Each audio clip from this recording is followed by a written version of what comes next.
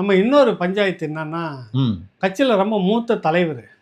சமீபத்தில் கூட அவர் போய் 3 மணி நேரமாக காத்து நின்றுட்டு சிஎம் செக்ரட்டரி சந்திக்க முடியாமல் கதறி அழுது கண்ணீரோட வண்டியில் ஏறி வந்தார்னு வேல்முருகன் சொல்லியிருந்தார். அந்த மூத்த தலைவர் ஐயா துரைமுருகன் அவர்கிட்ட பத்திரிகையாளர் ஒருத்தர் கேட்குற விஷயம், பஞ்சாயத்தில் என்ன சொல்கிறாரு ஐயா, என்ன சொல்கிறாருன்னு கேட்குறாரு. அதாவது நீங்கள் என்ன அதுக்கு சொல்ல வரீங்க? இல்லை, அவர் ஐயா துரைமுருகன் அவர்கள் 86 வயசாவது, பொதுச் செயலாளர்.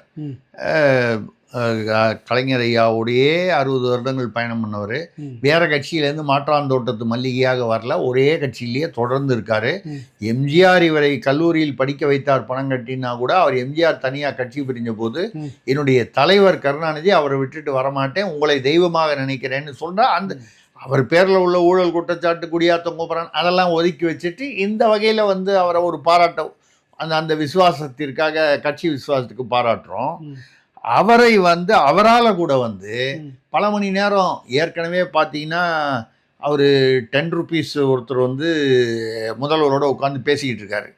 அப்போ இவர் வழக்கமாக நினச்சிக்கிட்டு நம்ம தான் மூத்தவராச்ச பொது அப்படின்னு சொல்லிட்டு கதவை திறந்துட்டு, தம்பி இந்த விஷயம்னு முதல்வர்கிட்ட போய், இப்போ உள்ள முதல்வர்கிட்ட, தம்பி ஒரு முக்கியம் அப்படின்னு போனோன்னே, அண்ணா பேசிக்கிட்டு இருக்கேன் இவர்கிட்ட, 10 நிமிஷம் வெளியே உட்காருங்க கூப்பிட்றேன் அப்படின்னு சொன்னதில் நொந்து போய் அவர் பார்க்காமையே போயிட்டார். இது நடந்து ஒரு 2 வருஷம் ஆச்சு.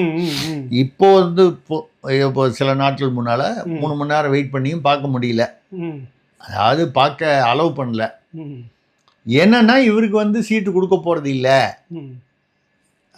காட்பாடி அதான் அவருடைய பகுதியில் எம்எல்ஏ சீட்டு, உங்களுக்கு வயசாகிடுச்சு, உடம்பு இதாக, இவங்க அப்பாவுக்கு உடம்பு சரி, 94 வயசு வரைக்கும் அவர் இருந்தார், இயங்கிட்டு இருந்தார், கட்சி தலைவராக இருந்தார், பொறுப்பில் இருந்தார். அவன் இவர் ஏன் எம்எல்ஏ வரக்கூடாது? ரைட், இது ஒரு தனி கேள்வி. அப்போ அவர்கிட்ட கேட்குறாங்க நிருபர்கள், இந்த மாதிரி நீங்கள் பார்க்கலையா, உங்களை முதல்வரை பார்க்க விடலையான்னு. அடுத்தது என்ன கேள்வி கேட்குறாங்க, அதை பற்றி ஒன்றும் சொல்லலை, அவர் பதில் சொல்லலை. அதாவது அந்த நாடார் சங்கங்கள், அப்புறம் அதை ஒட்டிய இவங்கெல்லாம் இயக்கங்கள்லாம் கனிமொழி அந்த வர்த்தகர் சங்கம் அவங்கெல்லாம் கனிமொழி இந்த தடவை மாநில தேர்தலில் நிற்கணும்னு சொல்கிறாங்க.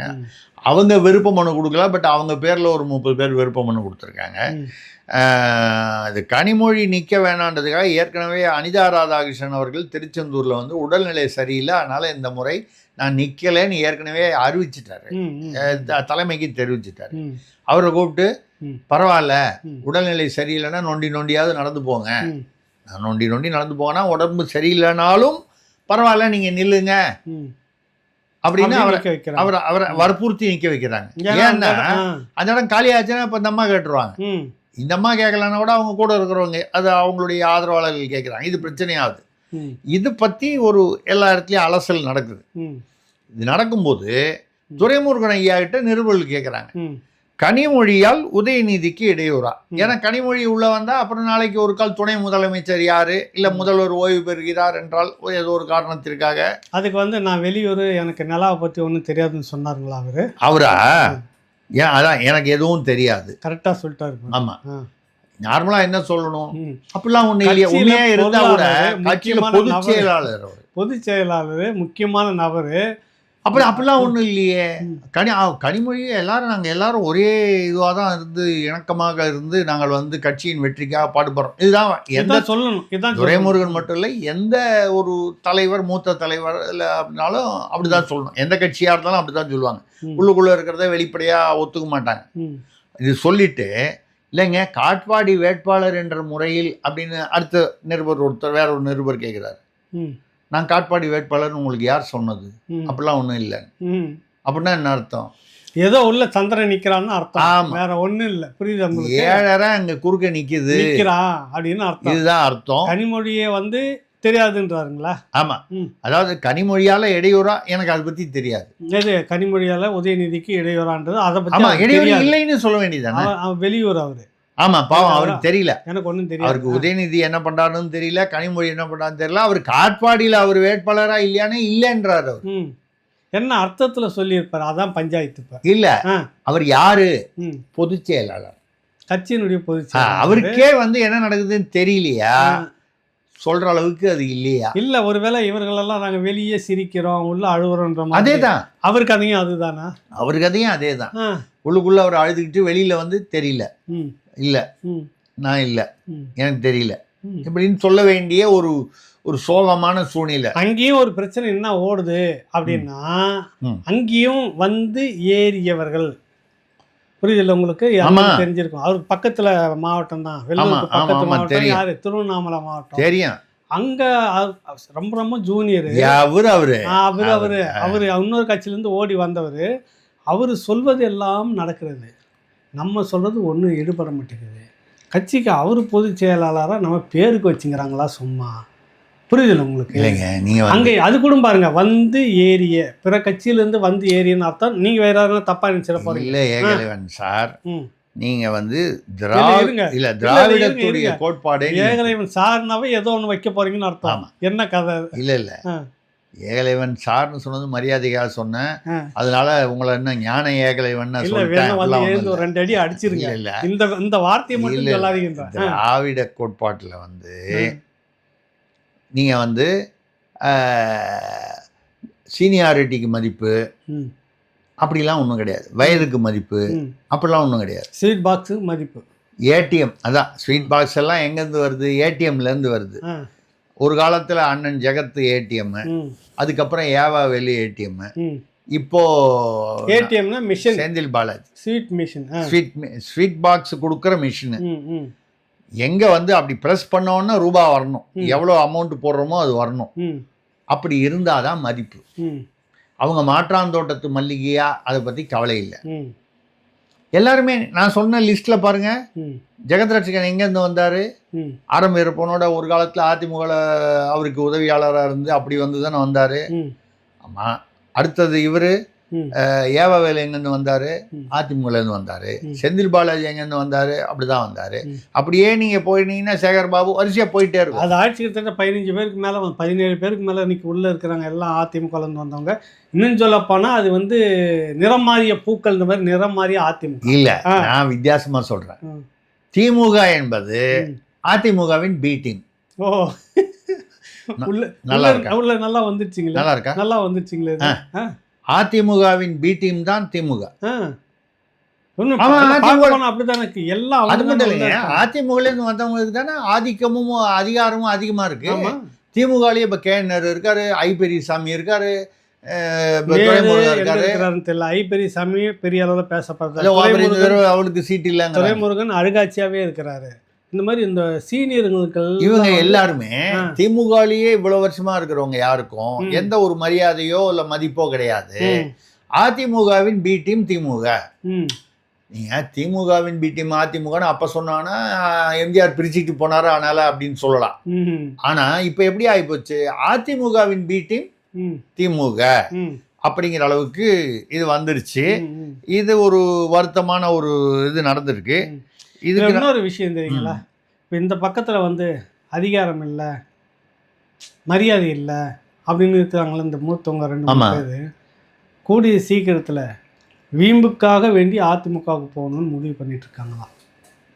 சீட்டெல்லாம் இனிமேல் கொடுக்க முடியாது, ஆமாம். இனிமேல் அதிகாரம்லாம் எதுவும் இருக்காது. ஆனாலும் நம்ம அந்த கட்சியில் போய் நின்று கோடு நின்று கை கொடுக்கணும், பேசணும், இப்போ இந்த வாரத்தில் நடத்தணும் அப்படின்னு பேசிகிட்டு இருக்காங்களாம். ஆமாங்க. ம். தாய் கழகத்தில் 18 வயசில் சேர்ந்தேன். இப்போ வந்து மறுபடியும் வந்து மீண்டும் தாய் கழகத்தில் இணைகிறேன்றவருக்கு வந்து நீங்கள் வந்து சீட்டை கொடுத்து அவருக்கு வந்து அடுத்தது ஜெயிச்சிட்டாருன்னா அவருக்கு மந்திரியும் கொடுப்பீங்க. நாங்கள் கை 60 வருஷமா கட்டி இங்கேயே இருக்கிறவன் வந்து கையை கட்டிக்கிட்டு என்ன நடக்குதுன்னு தெரியாமல், இல்லை தெரிஞ்சாலும் வெளியில் சொல்ல முடியாமல், சொன்னாலும் வெட்கமடா சொல்லாவிட்டால் துக்கமடா அந்த நிலைமையில தான் இருக்காங்க. கூட்டணி கட்சியாக இருந்தாலும் பரவாயில்ல, சீனியர்களாக இருந்தாலும் சரி கட்சியில் அந்த மாதிரி ஒரு நிலைமையில் இருக்காங்க. இப்படி இருக்கக்கூடிய ஒரு சூழ்நிலை தான் அங்கே இருக்குது. சரி, இந்த மறுபடியும் இதை பேச வேணான்னு சொல்லி நம்ம அந்த பக்கம் போனால் வேற ஏதாவது பொன்னான விஷயங்கள் ஏதாவது இருக்கான்னு பார்த்தோம்னா பொன்ராஜ் விஷயம்தான் வருது. பொன்னான விஷயன்றதுல இப்போ நீங்கள் தேட முடியுமா என்ன? பொன்ராஜ் விஷயம். பொன்ராஜ் விஷயம் அந்த மனுஷன் இருக்கிறார்ல, அவர் மிகப்பெரும் ஒரு மனிதர் அப்படின்னு பேர் எடுத்துகிட்டு போனவர் அப்துல் கலாம், முன்னாள் ஜனாதிபதி. பேரை கெடுக்கிறதுக்குன்னே வந்து உட்காந்துருப்பாரோ? அப்துல் கலாம் அவர்கள் வந்து நான் பெருமைக்காக சொல்லலை, டெல்லியில் வந்து கிட்டத்தட்ட 1.25 மணி நேரம் நானும் என்னுடைய மகனும் அவரை வந்து சந்திக்கும் வாய்ப்பு கிடைத்து பேசி கொண்டிருந்தார். அதுக்கப்புறம் வந்து விங்ஸ் ஆஃப் ஃபயரை வந்து தமிழ் அக்னி சிறகுகள்னு புத்தகமாக அவர் வெளியிட்டார் பாரதிய வித்யா பவனில். அப்போ பாரதிய வித்யா பவனில் இன்னி வரைக்கும் செக்ரட்டரியாக இருக்கார் 88 வயசு ராமசாமின்னு. 40 வருஷமாக அவர் தான் செக்ரட்டரி பாரதிய வித்யா பவன் மயிலாப்பூரில். அங்கே தான் விழா நடக்குது. அவர்கிட்ட இந்த புத்தகம் வெளியிடும்போது ஐயா அப்துல் கலாமுடைய லெவலுக்கு அவர்கிட்ட கேட்டுட்டு தான் செய்யணும் இல்லையா மரியாதை. இந்த புத்தகம் நீங்கள் உங்களுடைய புத்தகம் வெளியிடுறோம், இது யார் வந்து முதல் காப்பி வாங்கிக்கணும், 2வது 3 காப்பி வாங்கிப்பாங்க. யாரோ ஒரு முக்கிய பிரமுகர் 1 2 3, அது ஒரு பெருமை. அப்துல் கலாமுடைய புத்தகத்தை நம்ம முதல் பிரதிகள் பெறுவதோ 2வது பிரதி பெறுவதோ பெருமை. உங்களுக்கு திருசக்தி சுந்தரராமன் தெரியுமா அப்படின்னு கேட்டிருக்காரு. யாரு? அப்துல் கலாம் ஐயா. தெரியுங்க. எப்படி தெரியும் அப்படிங்க. அவர் ஒன்றும் இல்லைங்க, ஒரு காலத்தில் ஐஓபி சுந்தரராமன் இங்கே ட்ராமாலலாம் நடிப்பார், மேடை நாடகத்தில் பாரதிய வித்யா பவன்லேயே நடிப்பார். அந்த காலத்துலேருந்து அப்புறம் இந்தோனேஷியா போயிட்டு வந்து தொழிலதிபராக வந்து பல நிகழ்ச்சிகள் இங்கே வந்து அவர் நாங்களே தலைமைக்கு கூப்பிட்ருக்கோம். அவரை ரொம்ப வருஷமாக எனக்கு தெரியுங்க. சரி, அவரை முதல் பிரதி. அப்புறம் இன்னும் யாரோ ஒரு 2 தொழில் முக்கியமான, அதாவது சமூகத்தில் ஏதோ ஒரு அந்தஸ்து உள்ளவர்கள் தான். இது சொல்லணும்னா நான் இன்றைக்கும் வந்து எதெல்லாமோ பெருமையாக நினைக்கும் போது அப்துல் கலாம் ஐயா அவர்கள் வந்து என் பெயரை சொல்லி முதல் பிரதி வாங்கிக்கணும்னு சொன்னது வந்து என்னுடைய பூர்வ ஜென்ம புண்ணியம் அப்படின்னு நான் நினைக்கிறேன். அப்படிப்பட்ட அப்துல் கலாம், நான் அது சொல்றதுக்காக தான் சொன்னேன், என் பெருமைக்காக இல்லை. அவரிடம் செயலாளராக இருந்தவர். கொஞ்ச நாளைக்கு வந்து விசிட்டிங் கார்டில் வந்து அப்துல் கலாமுடைய ஆலோசகர்னு போட்டுக்கிட்டார். அது பெரிய தப்பு தெரியுங்களா? ஆமா, அது அவருக்குன்னா ஒன்றும் ஏங்க, அவரு டிஆர்டிஓல இருந்து, அவருக்கு இவர் ஆலோசனை இல்லைங்க, டிஆர்டிஓல இருந்து மிக உயர் பதவியில இருந்து அணுசக்தி விஞ்ஞானி, உலக புகழ் விஞ்ஞானியாக இருந்தவருக்கு இவர் என்ன ஆலோசகர்? அப்படி போட்டதே ஒரு ஒரு தவறான கண்டிக்க வேண்டிய விஷயம். அப்புறம் எல்லாரும் அதை சுட்டி காட்டினதுக்கு அப்புறம் தான் செயலாளர்னு மாற்றிக்கிட்டார். உண்மையில் அவர் செயலாளர் தான். நான் போய் டெல்லியில் சந்திக்கும் போதும் சென்னையில் சந்திக்கும் போதும் இவர் செயலாளர். உங்களுக்கு வந்து ஒருத்தர் நீங்கள் இருக்கிறீங்க, ஒரு நிறுவனம் நடத்திட்டு இருந்தீங்க, உங்களுக்கு செக்ரட்டரின்னு வச்சுக்கிட்டு இருந்தீங்க, எதுவாக இருந்தாலும் அவங்க மூலமாக பாருங்கள் பேசுங்க, அவர் எல்லாத்தையும் குறிப்பிங்க. சமயத்தில் அவர் வந்து சொல்லுவாருங்க, இல்லைங்க அது வந்து இந்த மாதிரி காலையில் நடந்திருக்கு, காத்துட்டு இருக்கிறாருங்க, ஏதோ தகவல் என்னன்னு கேட்டால் தகவல் அவர் கேட்டால் அவர் சொல்லுவார். அதனால் அவர் ஆலோசகர்ன்றதுக்கு ஒரு மரியாதை. ஒரு 2வது அவர் எப்படிப்பட்ட மனிதர், மாமனிதர் யார்? அப்துல் கலாம். அவருக்கு ஆலோசகராக இருக்கிறதுக்கு என்ன தகுதி? இது ஒரு பக்கம், அது பழைய கதை. அப்போ தான் அவர் அதை வச்சு கட்சி ஆரம்பித்தார். அவர் இறந்த பிறகு அவருடைய பேரை வச்சு அப்துல் கலாம் என்னும் ஒரு கட்சின்னு. அப்துல் கலாம் அவர்களுடைய சகோதரர், மூத்த சகோதரர் ராமநாதபுரத்தில் இருக்கார், ராமேஸ்வரத்தில் எங்கே இருக்கார். அவர் வந்து எங்கள் குடும்பத்தில் நாங்கள் யாரும் விரும்பலை, அவர் பேரில் கட்சியெல்லாம் தொடங்கக்கூடாது, அவர் அரசியலுக்கு அவர் எந்த கட்சியிலையும் இல்லை, அவர் இந்தியாவுக்கு ஜனாதிபதியாக இருந்தார், ஆனால் வந்து கட்சிக்கு அப்பாற்பட்டு இருந்தார், வைக்கக்கூடாதுன்னு கோர்ட்டில் கேஸ் போட்டார். உடனே தான் அந்த பேரை எடுத்தார். அதுக்கப்புறம் அந்த கட்சி ஒன்றும் நடக்கலை, முடிஞ்சு போச்சுன்னு வைங்க. ரைட்டு. அவர் வந்து பேசும்பொழுது இப்போ வந்து அவர் கொஞ்சம் திமுக, கொஞ்சம் இல்லை நிறையவே திமுக சார்பாக இருக்கார். அப்துல் கலாம் ஐயா வந்து 2023 விஷன் 2023 அப்போ நான் சொல்கிறது 2013 நினைக்கிறேன். 10 வருஷத்துக்கான ஒரு தமிழ்நாட்டு அதாவது டெவலப்மெண்ட் ஸ்கீம் அந்த மாதிரி போட்டு ஒரு புக்கு போட்டதாக, அவருடைய ஆலோசனை பேரில் இவர் அதை குறித்து ஒரு புத்தகமாக போட்டதாக, புத்தகம்னா ஒன்றும் இல்லை, கம்ப்யூட்டரில் போட்டு அதை எடுத்துகிட்டு என்கிட்ட வந்தார். யார்? பொன்ராஜ் அவர்கள். ஏதோ ஒரு நண்பர் மூலமாக அவர் வந்து ஒரு பத்திரிகையாளர் மூலமாக அவரை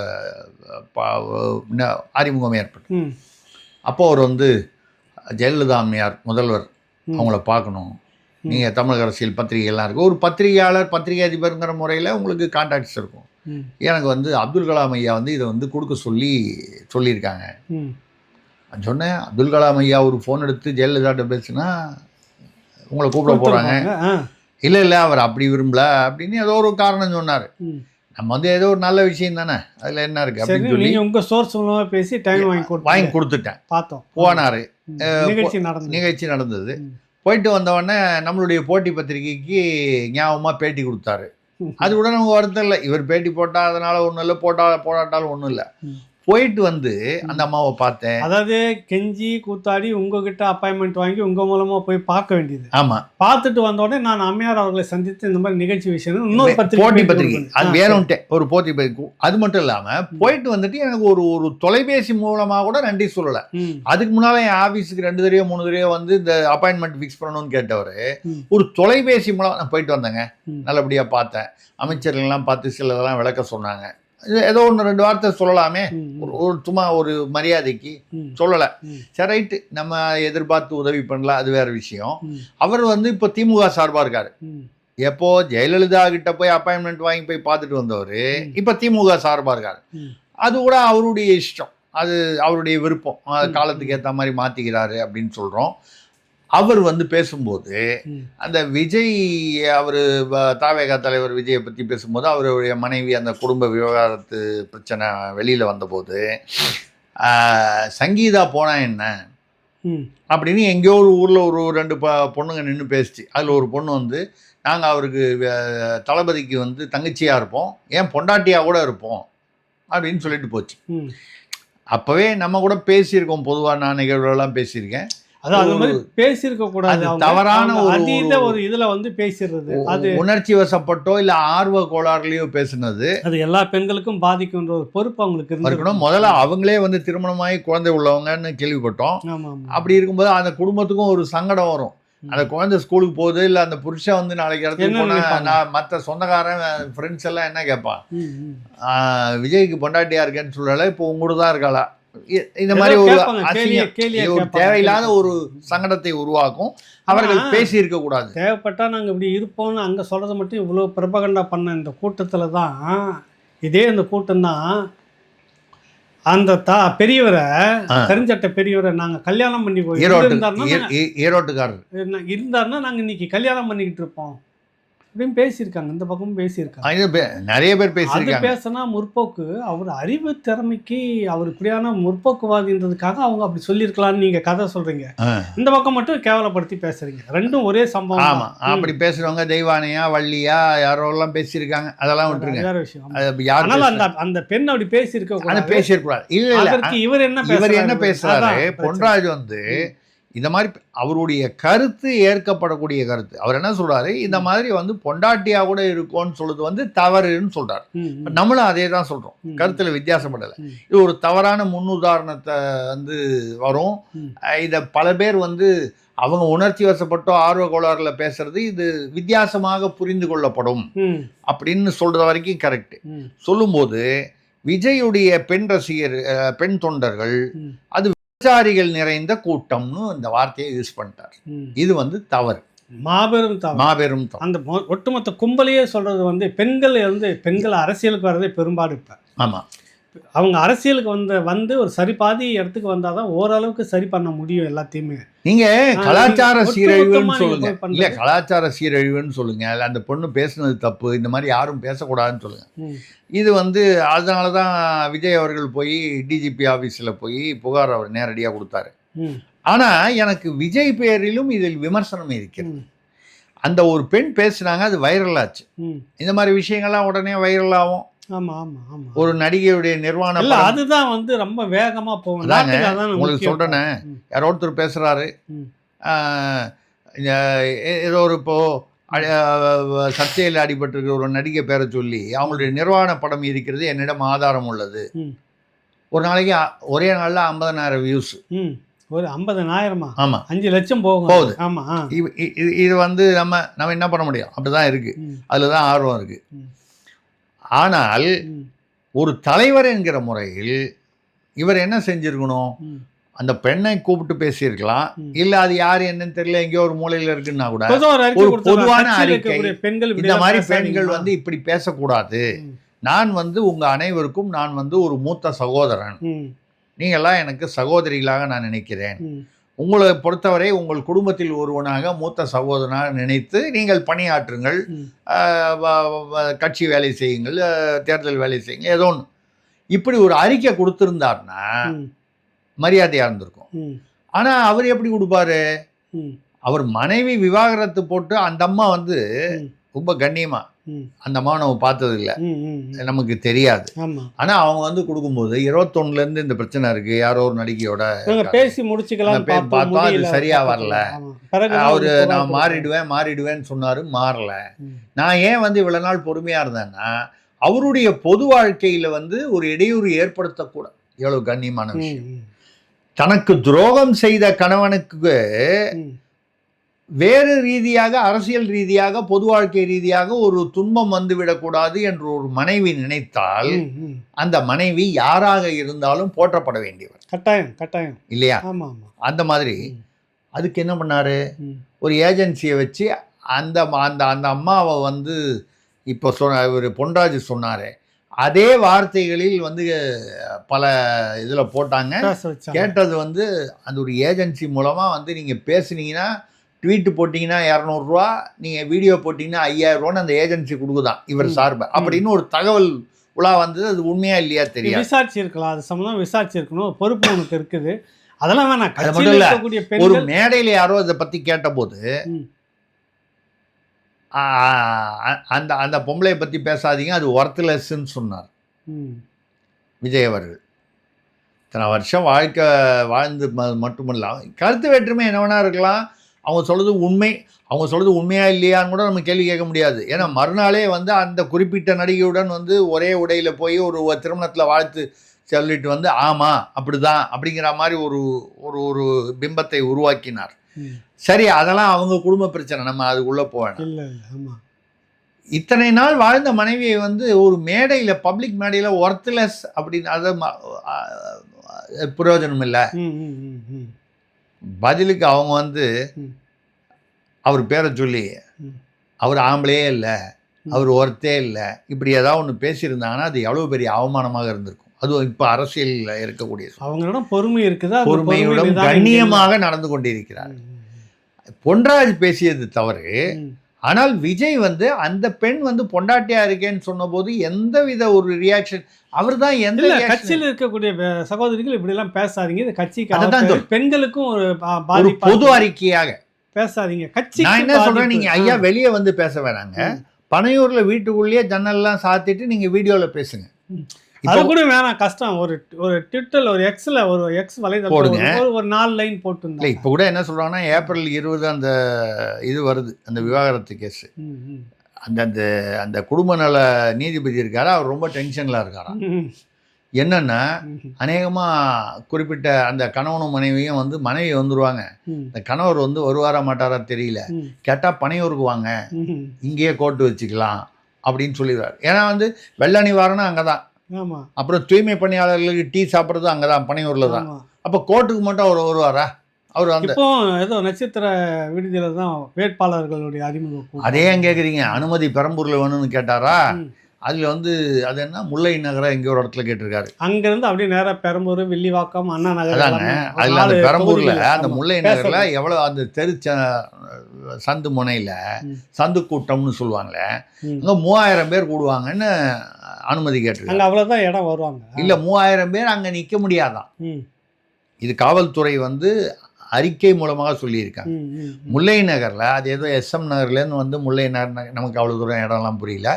முல்லை நகர் அந்த இவங்க கேட்குற அந்த தெருமுனை கூட்டத்தில் 3000 பேர் நிற்பதற்கு அங்கே இடம் இல்லை. அப்போ அந்த இடத்தை விட்டு வேற இடம் எங்கேயாவது கொஞ்சம் அகலமாக இருக்கக்கூடிய இடம் ஏதாவது கேளுங்க. 2வது 48 மணி நேரத்துக்கு முன்னால் அனுமதி கேட்கணும் ஆன்லைனில். பாக்கி எல்லா கட்சிகளுக்கும் கொடுக்குறாங்க, இவங்களுக்கு மட்டும் ஏன்? 2வது இது யார் வந்து காவல்துறையும் இந்த அரசும் காபந்து அரசு இது. இப்போ வந்து எலெக்ஷன் காபந்து அரசு இருக்கக்கூடிய சில அதிகாரிகளும் காவல்துறை இருக்கக்கூடிய சில பேர் சேர்ந்து எங்களுக்கு எதிராக இப்படியெல்லாம் திட்டமிட்டு நிராகரிக்கிறாங்க சொல்றாரு அவர். இதை அப்படியே பண்ணா கூட இது வந்து திமுகவோ முதல்வரோ ஸ்டாலினோ துணை முதல்வர் உதயநிதியோ அவங்க முடிவில்லை. தேர்தல் ஆணைய பெரம்பூர் அதிகாரி இதை வந்து சொல்லியிருக்காரு. பெரம்பூருக்கான ஒரு தேர்தல் அதிகாரி அவர் சொல்றாரு, ஐயா முல்லை நகரில் இருந்தீங்கன்னா 3000 பேர்னா மறுபடியும் நெரிசல் வந்துடும், அங்கே வேணா வேற ஒரு இடத்துல வைங்க, வேற ஒரு இடம் எங்கேனா அவங்ககிட்ட கலந்துங்க, இல்லை காவல்துறையில் கலந்துங்க, இல்லை நீங்களே பார்த்து கொஞ்சம் பெரிய மைதானமாக எங்கேயாவது வைங்க, மறுபடியும் நெரிசல் வந்துடக்கூடாதுன்னு சொல்கிறாங்க. உண்மையிலேயே இப்போ வந்து சரின்னு சொல்லி அனுமதி கொடுத்து மறுபடியும் கரூர் மாதிரி ஒரு நிகழ்வு நடந்தால் யாருடைய அரசியல் பாதிக்கப்படும்? உங்களுடைய அரசியல் தானே. அது இல்லாமல் வந்து எங்களுக்கு அனுமதி மறுக்கப்பட்டது, நாங்கள் வேட்பாளர்கள் லிஸ்ட்டு ரிலீஸ் பண்ணதே. நீங்கள் வேட்பாளர் லிஸ்ட்டுக்கு நீங்கள் எவ்வளோ கஷ்டப்பட்டு நீங்கள் எல்லாருக்கும் 5 கோடி கேட்டு, அப்புறம் 2 கோடி கேட்டு, அப்புறம் 1 கோடி கேட்டு, அதெல்லாம் நடக்காமல் இப்போ ஏதோ வேட்பாளர் ரெடி பண்ணிட்டீங்க, ரைட்டு, அதை பற்றி ஒன்றும் இல்லை, நல்லா இருங்க, வாழ்த்துக்கள், அவ்வளோதான் நம்ம சொல்ல முடியும். ஆனால் நீங்கள் ஒரு தலைவருங்கிறவர் வந்து ஒரு பெண் உணர்ச்சி வசப்பட்டோ ஆர்வ கோளாறுல பேசினாங்க அந்த சகோதரினா, அவங்க ஒன்றும் அர்த்தத்தோட பேசியிருக்க மாட்டாங்க, அந்த ஃப்ளோல ஏதோ பேசிட்டாங்க.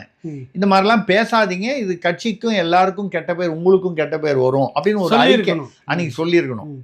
இப்போ பொன்ராஜ் பேசுனதை வந்து நம்ம நியாயப்படுத்தலை, அவர் பேசியது தவறுன்னு தான் சொல்றோம், ரொம்ப ரொம்ப தப்பு, தவறுதான். அதுல பாதி பொறுப்பு இவருக்கும் இருக்கு. இவர் ஏதோ வந்து போய் கம்ப்ளைண்ட் கொடுத்ததுனால இவர் ஏதோ நிரபராதி என்று இல்லை. உண்மையில சொல்ல போனா பொன்ராஜ் அந்த குற்றம் செய்வதற்கு தூண்டுதலாக இருந்தது விஜயின் மௌனம். மௌனம் வந்து சம்மதத்துக்கு மட்டும் அறிகுறி இல்லை, சமயங்கள்ல குற்றத்துக்கும் அறிகுறி. அவ்வளவுதான். அந்த வகையில வந்து இவருடைய மௌனம் வந்து குற்றத்திற்கு சமானம் என்பதுதான் நம்மளுடைய கருத்து. கடைசியா ஒரு பஞ்சாயத்து சொல்லுங்க. கழுதப்பால் வந்து கழுதை மேய்க்கலாம், கழுதியை வளர்க்கலாம். ஆமா, மாடு போயிட்டு திரும்ப கழுதிக்கு வந்திருக்கிறார் சீமான். ஆமா, ஒரு பஞ்சாயத்து வந்திருக்குது. அதாவது கழுதை மேய்ப்பது அரசு வேலை அப்படின்னு சொல்றாரு அவரு சீமான். ஆடு மாடோட அதுவும் வருது. ஆடு மாடுன்னா என்ன, ஆடு மாடு மேய்ப்பவர்கள் விவசாயிகளாக மட்டும் இல்லாமல் அவர்களை வந்து அரசு ஊழியர்களாக கருத வேண்டும்னு அவருடைய அந்த தேர்தல் கொள்கையில் சொல்றாரு. இந்த கழுதை ஏன் சொல்றாருன்னா, கழுதைப்பால் வந்து 1 லிட்டர் வந்து 5000 ரூபா. இப்போ நம்ம சாதாரண மாட்டுப்பால் வந்து 1 லிட்டர் 50, உங்களுக்கு 50, 23, 46 ரூபா, 50 ரூபாய்க்குள்ள. இப்போ ஒரு கொஞ்ச நாளைக்கு முன்னாடி பக்கத்தில் ஒருத்தருக்கு குழந்தை பிறந்தது. அவங்க இந்த கழுது பாலுக்காக எங்கெங்கே அலைஞ்சிட்டு ஒரு பாலாடை மட்டுமே கிட்டத்தட்ட 1000 ரூபாய், 1500 அந்த மாதிரி தான் அது விலை. கழுத பால் அது உடனே குழந்தைக்கு கொடுப்பாங்க. ஸோ அந்த கழுதை மேய்ப்பது அரசு உடைய வேலை அப்படிங்கிற சீமான் பேசியிருக்காரு. நம்ம சீமானுக்கு சொல்கிறோம், ஐயா நீங்கள் என்னமோ எதிர்காலத்தை பற்றி பேசுகிறீங்க, இப்போவே நம்ம அரசு அதான் பண்ணிக்கிட்டு இருக்கு. நான் இடத்த காலி பண்றேன், இந்த பஞ்சாயத்துக்கே நான் வரல. இல்லைங்க, அரசு யாரை மேய்ச்சிட்டு இருக்குது அப்படின்றது தெரியுது. ஆமா, இதெல்லாம் மொம்பல என்ன மாட்டி விடுற விஷயம் தான் சொன்னீங்க. ஏங்க இதுக்காக நான் மாண்புமிகு கழுதைன்னு சொல்லணும்னு எதிர்பார்க்குறீங்களா? ஐயோ, தப்பா போயிடுங்க, இது ரொம்ப ரொம்ப தப்பு. ஏங்க கழுதைய மாண்புமிகு கழுதைன்னு சொன்னா உங்களுக்கு என்ன கஷ்டம் இருக்குது? அதை மரியாதையா வேற யாரையாவது கழுதைன்னு சொன்னா வேணா நீங்க என்ன வந்து குற்றம் சாட்டலாம். கழுதைன்னா மாண்புமிகு கழுதை. ஏங்க மாட்டுப்பால் வந்து 50 ரூபா ஒரு லிட்டரு. எங்க 50 ரூபாய்ப்பா, 100 ரூபாய்க்கு வருது நாட்டு. சரிங்க, 100 ரூபா, 50 ரூபா, 100 ரூபா வருதுங்க. கழுதைப்பால் 5000 ரூபா. மாண்புமிகு கழுதையா இல்லையா? ஆமா, வசந்தது, உயர்ந்தது, அது உயர்ந்தது, பெரிய பகுதிக்கு வந்துருச்சு. அப்ப மதிக்கத்தக்க இடத்துல வந்துருச்சு. அப்ப மாண்புமிகு கழுதை பொருளாதார ரீதியா வருமானத்தையும் கொடுக்குது. மாண்புமிகு கழுதைன்னு கழுதையை சொல்றேன். அரசு வந்து எதிர்காலத்தில் வந்து நான் ஆட்சிக்கு வந்தால் அரசு வந்து கழுதைகளை மேய்க்க வேண்டும் சொல்கிறாரு. அப்படிலாம் ஒன்றும் இல்லைங்க, இப்போவே மேய்ச்சிக்கிட்டு தான் இருக்குன்னு நான் பொதுவாக சொல்கிறேன். இதில் போய் கோச்சிக்கிறதுக்கு என்ன இருக்குது? இல்லை, இந்த சீமான் சொல்லக்கூடிய கழுதியை மேய்ச்சின்னா நாட்டுக்கு வருமானமாக வரும். அப்போ எல்லாம் குடும்பத்துக்கு வரும், குடும்பத்துக்கு வந்தால் நாட்டுக்கு வந்த மாதிரி. நீங்கள் சொன்ன மாதிரி 1 லிட்டர் பால் 5000 ரூபாய்க்கு விற்குது, 4000 ரூபாய்க்கு கூட அவங்க விற்றுக்குது. எல்லார் வீட்டுக்கும் அந்த மாதிரி வருமானம் வந்ததுனாக்கா அது ஒரு தொழில், அப்புறம் நாடு நல்லா இருக்குது. ஓகே, நீங்கள் சொல்லக்கூடிய இந்த கழுதியை மேய்க்கிறவர்களுக்கு குடும்பத்துக்கு மட்டுமே வருமானம் குவியுதேன்னு சொல்லுவாங்க. அது வந்து தாய்மார்களுக்கெல்லாம் நலன், சீமான் சொல்கிற விஷயம். ஆமாம், இது ஒரே ஒரு தாய்க்கு மட்டும் நலன்.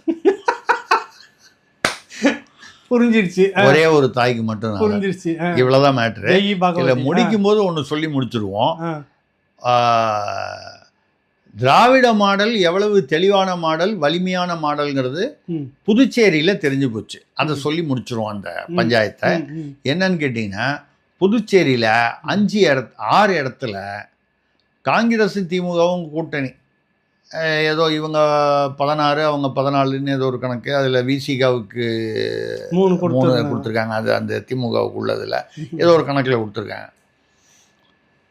காங்கிரஸ் வர்சஸ் திமுக 2 பேரும் நிற்கிறாங்க. காங்கிரஸ் திமுக 6 தொகுதியில நேரடியாக மோதிக்கொள்கிறார்கள், கூட்டணியில இருக்காங்க, வாபஸ் வாங்கல. கேட்டா ஃப்ரெண்ட்லி கண்டெஸ்ட், நட்பு ரீதியான அப்புறம் என்ன நட்பு ரீதியான போட்டி. ஆமா, அப்புறம் என்ன டேஷுக்கு கூட்டணி, ரைட்டு. இது ஒரு பக்கம். இங்கே விசிகாவுடன் வந்து அவங்களுக்கு ஏதோ சீட்டு ஒதுக்குனீங்க. அங்கே பார்த்தீங்கன்னா காங்கிரஸ் திமுக வந்து விசிகாவுக்கு ஒதுக்கியிருக்கு. அவர் பாவம் திருமாவளவன் வெள்ளந்தியாக நம்பி அங்கே ஆள் வேட்பாளர் போட்டிருக்காரு. காங்கிரஸ் விசிக 19 மார்க்சிஸ்ட் வேற அங்கே வேட்பாளரை போட்டு வாபஸ் வாங்கலை. இப்போ திமுக கூட்டணிக்குள்ளேயே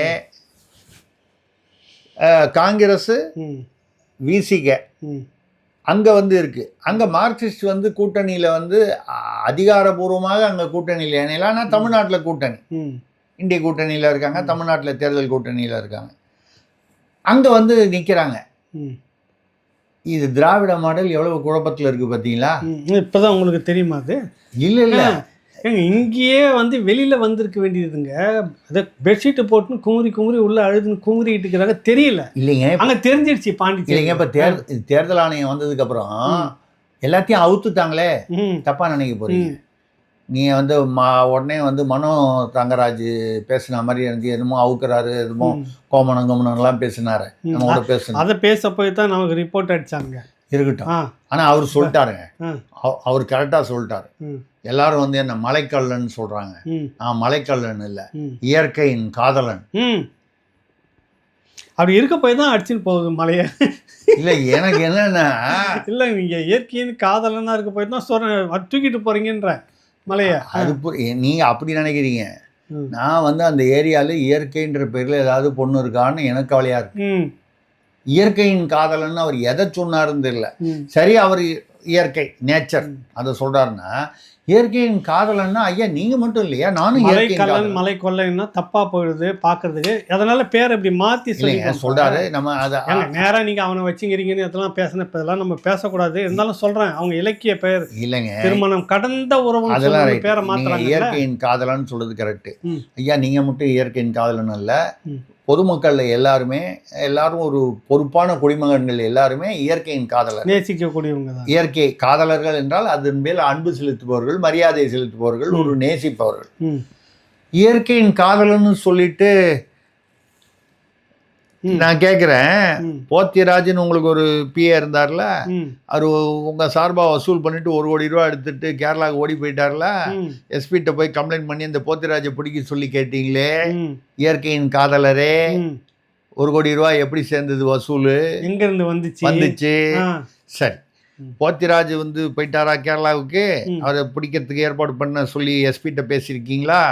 இப்போ விஜிலன்ஸ் ரவி அல்லது வெள்ளை ரவின்னு ஒருத்தர் மூலமா ஒரு வண்டி அந்த கன்னியாகுமரி செக் போஸ்ட் தாண்டும் போது 300 ரூபாய் வசூல் பண்ணாரு. கேட்டால் அமைச்சர் மனோ தங்கராஜன் சொல்லி வசூல் பண்ணாருன்னு கன்னியாகுமரி நண்பர்கள் பத்திரிகையாளர்கள் நமக்கு செய்தி தராங்களே. இது இயற்கையின் காதலா, என்ன விதமான காதல்? இயற்கையின் வசூல், இயற்கையின் வசூல், இயற்கையின் பேர்ல வசூல், இயற்கையை வைத்து வசூல், இப்படி வந்து நடந்திருக்கு. இது புதுச்சேரி கூட்டணியில் திராவிட மாடலும் போது இது பாருங்க, மலையை வெட்டி எடுத்துருவாங்க, குவாரியை வந்து கல்குவாரி. அப்புறம் தானே அந்த ஒரு அந்த பழனியாண்டின்னு ஸ்ரீரங்கம் எம்எல்ஏ, திமுக எம்எல்ஏ, அவர் கரூரில் வந்து குவாரி வச்சு அந்த குவாரியில் வந்து இப்போ செய்தியாளர்கள் வந்தாங்கன்னு தான் அடித்து அவங்களெல்லாம் போட்டு, அப்புறம் வந்து நம்ம ஆளுங்களை 2 பேரை கையை கீறிட்டு ஆஸ்பத்திரியில் போய் படுத்துக்க சொல்லு, கேட்டால் பத்திரிகையாளர்லாம் அடித்தான்னு சொல்லுன்னு சொல்லி பேசுனதெல்லாம் இருக்குது. நான் அந்த இடத்துல இல்லவே இல்லைன்னு அந்த ஆள் போய் சொல்கிறார். அப்புறம் வீடியோ கேமராலெல்லாம் பதிவாயிருக்கு, ஆடியோ இல்லாமல் அவர் அடுத்த 2 நாளில் வந்து இங்கே ஏதோ முதலமைச்சரை சந்திச்சதா கூட வந்திருக்கு. இது அதுக்கப்புறம் 10 நாள் பொறுத்து இப்போ 2 நாள் 3 நாள் என்ன நடந்ததுன்னா, அவருடைய மகன் அங்கே இருந்தார். அந்த மகன் பேரில் தான் குவாரியை, விஜயசாரதியை நம்ம பேர், விஜயசாரதியை. அந்த குவாரி, எந்த குவாரியில் பிரச்சனையோ அந்த குவாரியில் இப்போ தோண்டும் போது ஒரு ஆணின் இளைஞரின் சடலம் இருந்திருக்குது. அதை நாம் தமிழர் கட்சி அங்கே தீவிரமாக போராடி இருக்கிறாங்க. ஆமாம், 10 நாளுக்கு முன்னாடி அங்கே சாப்பிட போனால், அங்கே உள்ளே போவ அடிக்கடி சாப்பிட போனாங்க, உள்ளே அங்கே சாப்பாடு ஏதோ போட்டுனுக்கிறாங்க ஊழியர்களுக்கு. அந்த நேரத்துக்கு போனவர் வரல, கேட்டிருக்காங்க ஊர் தலைவர்லாம், இல்லை வந்து போயிட்டாருன்னு சொல்லி 10 நாளாக தேடிக்கிட்டு இருக்காங்க. 10 நாளாக சிசிடிவி கேமராவும் காட்டுன்னு கேட்டிருக்காங்க. வந்து போயிட்டு தான் சொல்கிறேன் இல்லைங்க, சிசிடிவி காட்டுங்க, இங்கே தான் இருக்குதுன்னு காட்ட மாட்டேன், நீ யார் கேட்குறதுன்னு சொல்லிட்டு இருக்கிறாங்க.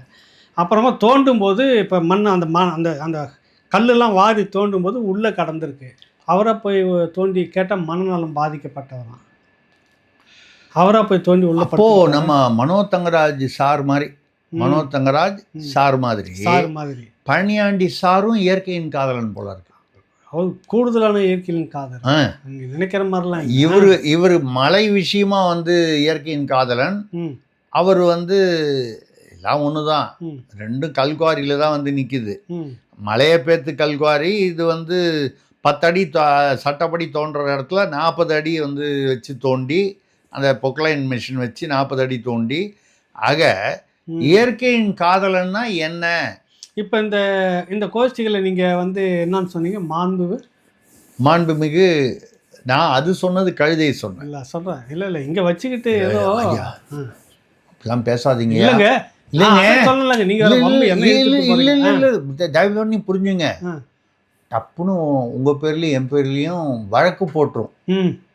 கழுதை சொல்லவே இல்லை, வழக்கு போட்டுருமா? கழுதை என்னடா எங்க கழுதை வழக்க போட்டுருச்சுன்னு வைங்க, என்ன போய் மாண்புமிகுன்னு சொல்லி அவமானப்படுத்திட்டீங்க அப்படின்னு சொல்லி கழுதை நம்ம பேர்ல வழக்கு போட்டாலும் போடலாம், இல்ல பிராணிகள் நல சங்கத்திலேருந்து நம்ம பேர்ல வழக்கு போடலாம். ஒரு கழுதையை அவமானப்படுத்தி விட்டீர்கள்னு நம்ம வந்து ஒரு உதாரணத்துக்காக சொன்னமே தவிர யாரையும் வந்து அவதூறாக சொல்வதற்காக நம்ம வந்து மாண்புமிகுவையும் நம்ம வந்து புண்படுத்த விரும்பல, கழுதையையும் நம்ம புண்படுத்த விரும்பல. இதை மட்டும் நம்ம தெளிவா சொல்லி இந்த பஞ்சாயத்தை அடுத்த பஞ்சாயத்துல வந்து நிறைய விஷயங்கள் இருக்குது, நிறைய வரப்போகுது. இப்பதான் என்ன முளைப்பு விட்டுருக்குன்னு சொல்லுவாங்கல்ல. ஆமாம்மா, எப்படியும் அடுத்த வாரத்தில் ஒரு முழம் வளர்ந்து வெளியில் வரும். அப்போ பஞ்சாயத்து வச்சுக்கிறதுக்கு சரியாக இருக்கும். சரியா எல்லாரும் நேரில் வழக்கம் போல் அவங்களுடைய ஆதரவு நமக்கு இருக்குது. நம்ம அடுத்த நிகழ்ச்சியில் நம்ம அரசியல் பேசுவோம், ஆனால் யாரையும் ஏசுவோம் என்று நம்ம வந்து சொல்லலாம். நம்ம பேசதான் பேசுவோம், ஏச மாட்டோம். நல்லதுங்க. நன்றி. நன்றி, வணக்கம்.